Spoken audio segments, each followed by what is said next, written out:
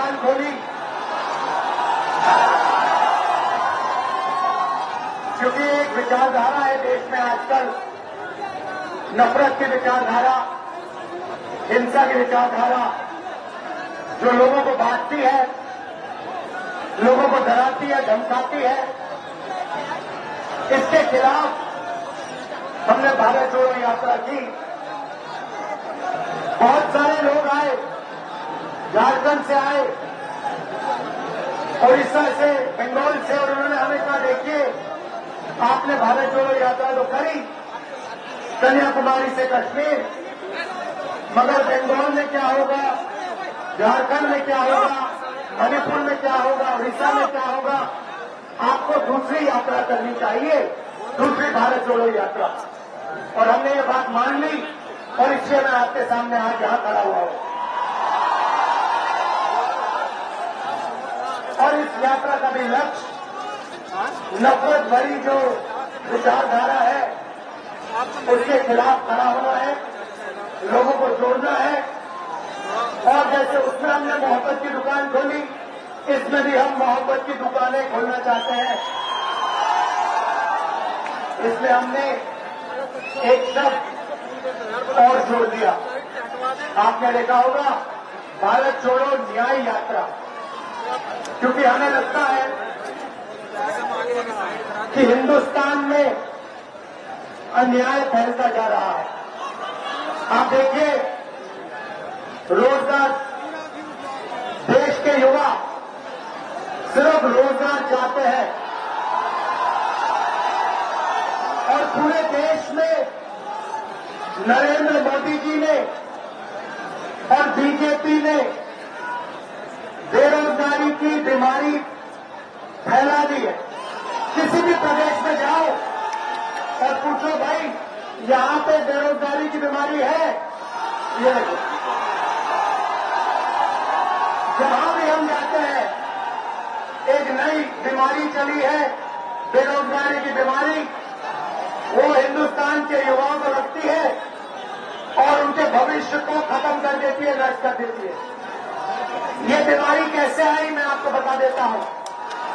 नरेंद्र मोदी ने नोटबंदी की, जीएसटी लागू की, और जो छोटे व्यापारी हैं, छोटा बिजनेस चलाते हैं, छोटे कार्यक्रम, अग्निवीर, देखो ये बोला बिल्कुल सही।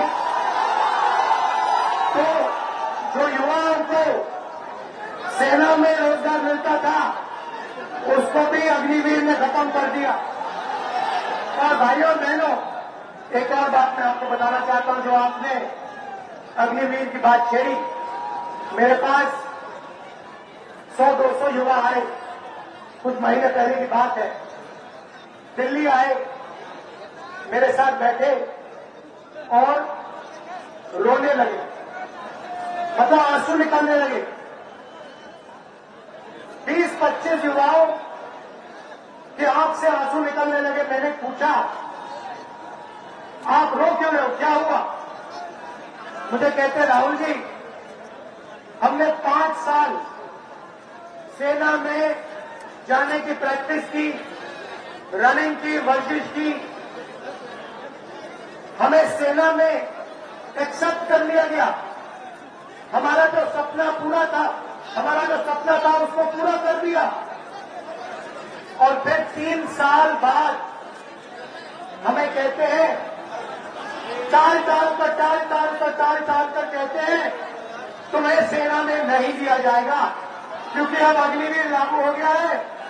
ना तुम इधर के ना तुम उधर के 1,50,000 युवाओं को पहले आर्मी में लिया और फिर आर्मी से निकाल दिया और उनको कहा कि तुम्हें सेना में नहीं लिया जाएगा और तुम्हें अग्निवीर में नहीं लिया जाएगा। और आज 1,50,000 युवा भटक रहे हैं, जंतर मंतर में बैठे हैं, क्योंकि उनके हाथों से सरकार ने रोजगार छीना है। और मैंने उनसे कहा है कि कांग्रेस पार्टी उनके साथ खड़े होकर उनको न्याय दिलवाएगी और उनका जो हक बनता है उनके हवाले उसको करेगी। भाइयों बहनों, आर्थिक अन्याय की मैंने बात की, मैं सामाजिक अन्याय की बात करना चाहता हूं। हिंदुस्तान में अलग अलग वर्ग के लोग हैं, दलित हैं, आदिवासी हैं, पिछड़े लोग हैं, जनरल कास्ट के हैं, माइनॉरिटी हैं, सारे लोग हैं।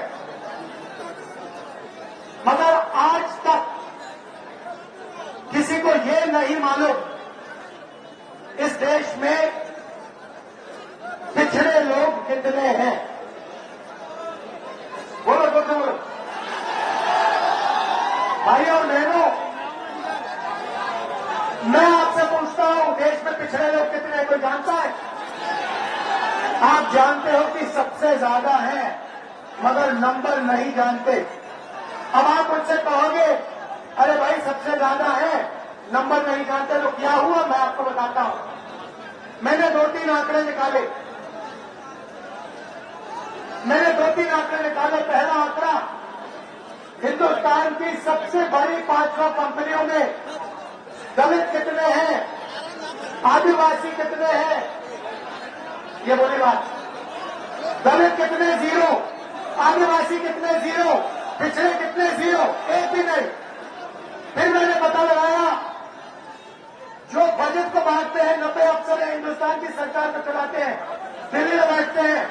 मैंने पता लगाया, इसमें दलित आदिवासी पिछड़े कितने? पता लगा 90 में से 3 आदिवासी, 90 में से 3 पिछड़े, 3 दलित, 1 आदिवासी।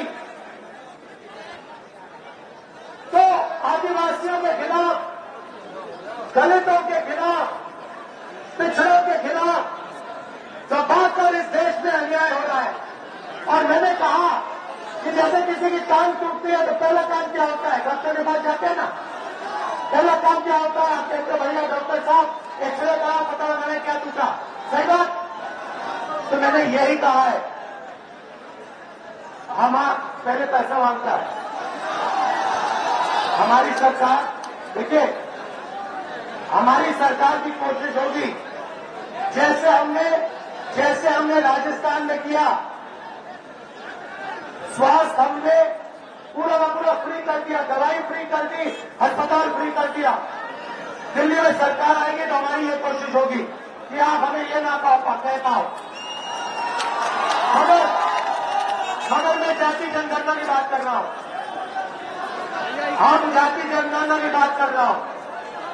मैंने कहा कि जैसे किसी को चोट लगती है तो एक्सरे होता है, वैसे ही हिंदुस्तान का एक्सरे होना चाहिए, जाति जनगणना होनी चाहिए, पता लगाना चाहिए देश में दलित कितने, आदिवासी कितने, पिछड़े कितने, माइनॉरिटी कितने, जनरल कितने। वही पहला कदम है न्याय देने का। अगर हमने मालूम ही नहीं कि आदिवासी कितने, पिछड़े लोग कितने, तो न्याय की कैसे बात हो सकती है? जैसे ही मैंने जाति जनगणना की बात की, वैसे ही नरेंद्र मोदी कहते हैं देश में कोई जात नहीं, देश में सिर्फ जो जात है, एक गरीब, एक अमीर। उससे पहले हर भाषण में नरेंद्र मोदी कहते थे मैं ओबीसी हूं, मैं ओबीसी हूं, मैं ओबीसी हूं। मैंने जाति जनगणना की बात उठाई, नरेंद्र मोदी कहते हैं देश में कोई ओबीसी नहीं, कोई दलित नहीं, कोई आदिवासी नहीं, देश में सिर्फ 2 जात, एक अमीर और गरीब। अगर 2 जात है नरेंद्र मोदी की, तो आप ओबीसी कहां के? आप ओबीसी कैसे बन गए? ये मैं आपके सामने रखना चाहता हूं। Subscribe our channel for latest news and updates, and don't forget to press bell icon for latest notifications.